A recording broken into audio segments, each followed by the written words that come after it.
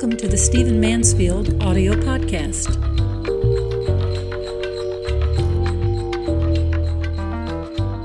So today we're going to do some back talk about my podcast on our Mormon Moment. As if you've been listening to this podcast, you know that I made the point that we're living at a Mormon moment in America.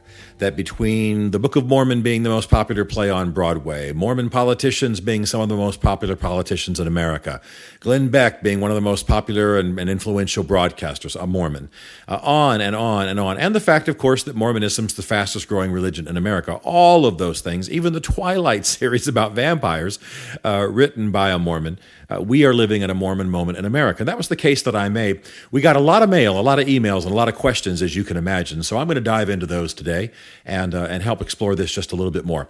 One of the questions I got from a number of people was the question of whether I consider Mormonism Christian.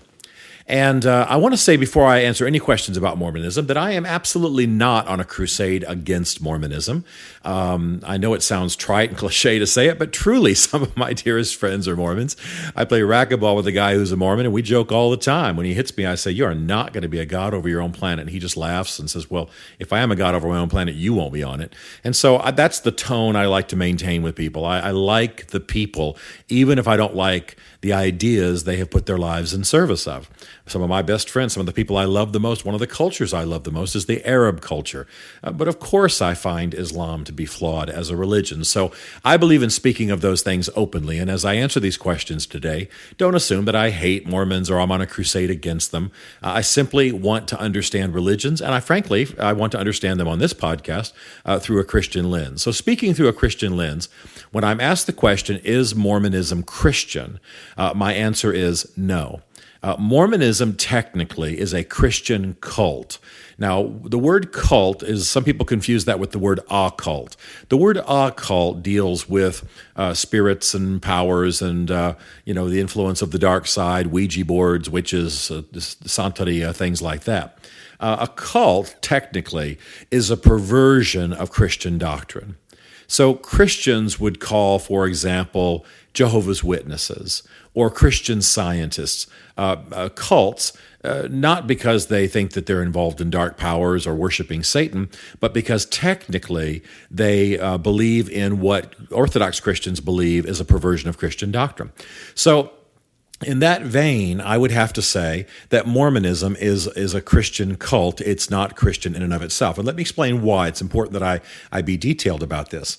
In Mormonism, you are not saved through Jesus Christ. A Christian, of course, believes that Jesus Christ died for the sins of the world, raised from the dead again. A Christian becomes a Christian by confessing faith in Jesus, yielding his life to him, and believing that salvation is through Jesus Christ alone. A Mormon believes that the work of Jesus only reintroduces us to God. The work of Jesus does not give us salvation. Salvation comes through doing the works that a Mormon must do, doing the deeds that a Mormon must do.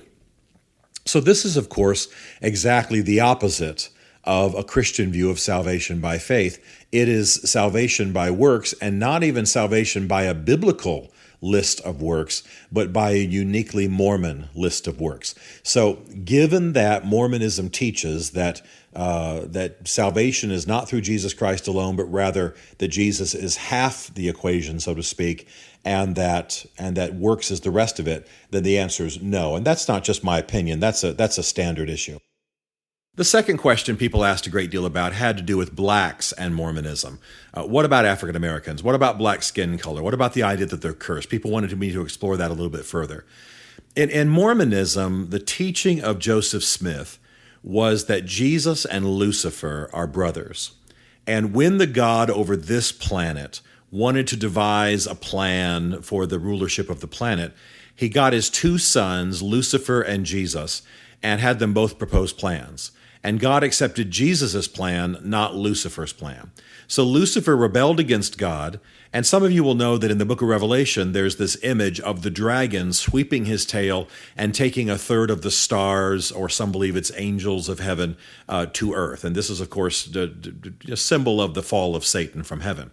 In Mormonism, this is Satan or Lucifer taking the pre-existent spirits, taking the spirits, baby spirits, so to speak, in heaven without bodies into his camp.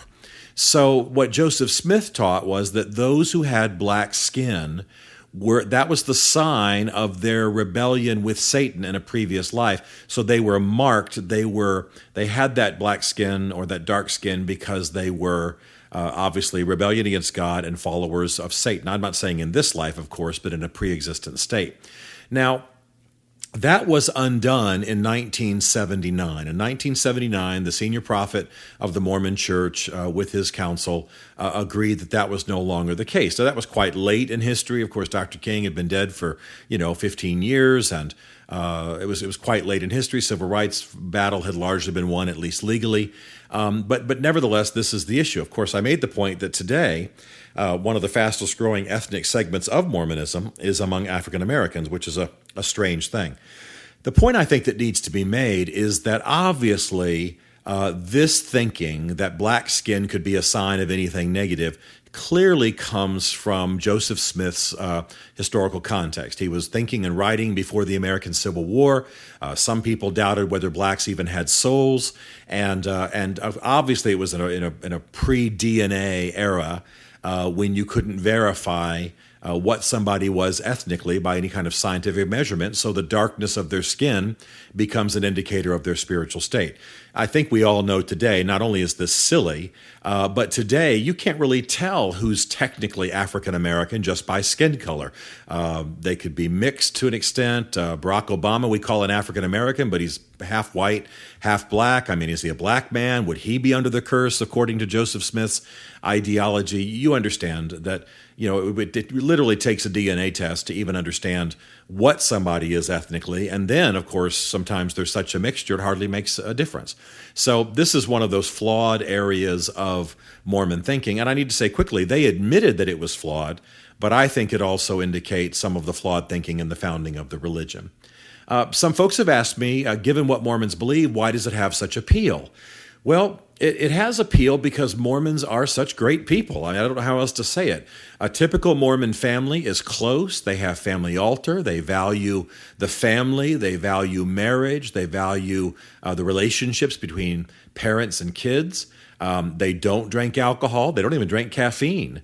They don't do drugs. They don't believe in abortion. They practice a very wholesome lifestyle. They're very much about accomplishment, very much about achievement, very much about education. Their kids very likely go off for 2 years during college and do missions. And they're restricted in terms of how much contact they can have with their home, and sometimes they're in very, very difficult circumstances. Well, this causes them to grow up, causes them to accomplish great things. There was a great article recently in Forbes magazine, I believe it was, entitled "God's MBA." You ought to look up God's MBA on Google, and you'll read a magnificent article about how some of the great leaders of our age, like Romney and others, some of the great leaders, corporate leaders and so on who are Mormons, really look back to their missions experience as the thing that made them men, made them women, made them capable of doing great things. So the appeal, I think, really is sort of cultural. It's a very patriotic, very pro-family, very moral, very, very appealing kind of culture, and I think that's what does it. Many people ask me if I would vote for a Mormon if he was running for office. If a Mormon gets the Republican nomination and he's any kind of good man or good woman and they reflect the values that I hold, yes, I would. I would not allow religion to keep me from voting for a person unless they were just rabidly anti-Christ or something just really offbeat. But would I vote for a Mormon for president if that was the best conservative option, the closest to my values? The answer is absolutely yes. And then some folks have said they've heard rumors or heard stories of the Book of Mormon being flawed. And I'll close with this question. Yes, the Book of Mormon in its original form was deeply flawed. It was supposed to have been originally dictated largely by Jesus as long ago as 400 A.D., and yet it had a quote from the King James Bible in it, which wasn't written until 1600 A.D. It had, in one place, it had a quote from Shakespeare's Hamlet in it. It has had to have thousands of revisions. And what really confirms its, I would say the best phrase to use is its lack of divine inspiration or even its accuracy, is that when you, for example, are dealing with the Bible, the more archaeological evidence that you have, the more the Bible's confirmed. I could go off on this for hours, that the more they dig up in Israel, the more archaeological evidence there is from the Middle East, the more biblical history is confirmed. But with the Book of Mormon, that's not been the case. No Mormon names, no Mormon cities, no rivers in the Book of Mormon. No people, places, things have been discovered. The Book of Mormon was supposedly originally written in Reformed Egyptian. No inscriptions in Reformed Egyptian, et cetera, et cetera, et cetera. In fact, from a scientific perspective, the idea that American Indians are the descendants of the lost tribes of Israel is completely denied by DNA evidence, which again proves that there's not really a connection between a Native American, ethnically speaking, I'm speaking in terms of DNA, and someone who is a son of Israel, so to speak, the traditional Jewish lineage. So all of these things place it in question. So what's my conclusion? My conclusion is very simple. I don't accept Mormonism as being a true religion. Do I respect those who live it and those who lead from it and those who are, informed by it? Sure. Am I glad they're in the world? Sure. But in the same way that they obviously believe some of what I believe is false, I believe what they believe is false, and yet I believe in dealing with them graciously and moving on. So happy to answer some of these questions, drill down a little further into Mormonism. I strongly urge you to do some reading. Josh McDowell has got a great section in his book on world religions on Mormonism. There are other good books. I've mentioned John Krakauer's book, Under the Banner of Heaven, about some of the violence in Mormonism. But we are definitely living in a Mormon moment in America. It's not going away. And so I urge you to dig in, learn some more. And by the way, Google that article, God's MBA. It's absolutely fascinating for those of you who pay attention to trends in management.